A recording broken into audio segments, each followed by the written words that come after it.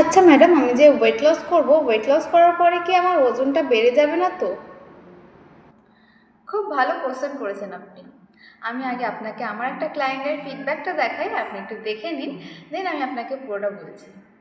মিষ্টিও খেয়েছি টাইমে, এমন বাইরের খাবার, ফাস্টফুডও খেয়েছি, সবকিছু খেয়েছি। প্লাস ধরুন এখন তো স্যার ঘরের গুঁড়ো খেয়েছিলাম মাঝে 2 দিন, পারফেক্ট। মিষ্টি জাতীয় জিনিস। তার মানে তবুও আমার কোনো ওজনে কোনো চেঞ্জ দেড় মাস নেই। কাছাকাছি রুটিনের বাইরে রয়েছেন, 100 গ্রামও ওজন বেড়ে যায়নি, রাইট? তাই তো? হ্যাঁ, একদম পারফেক্ট ওয়েট আছি। একদম একদম হ্যাঁ স্যার, থ্যাংক ইউ। দেখলেন তো ফিডব্যাকটা। আমি কিন্তু শুধু ওয়েট লস করাই না, আমি কিন্তু ক্যালোরি ম্যানেজমেন্ট শেখাই। কিভাবে ক্যালোরি ম্যানেজমেন্ট করে আপনি ওয়েট লস করবেন, প্লাস কিভাবে আপনার আফটার ওয়েট লস আপনি ধরে রাখতে পারবেন। আশা করি আমি আপনাদের কনসেপ্টটা ক্লিয়ার করতে পেরেছি। আপনারাও যারা চাইছেন ক্যালোরি ম্যানেজমেন্ট করে ওয়েট লস করতে, অবশ্যই আমার সাথে কন্ট্যাক্ট করুন, আমি আপনাদের হেল্প করব।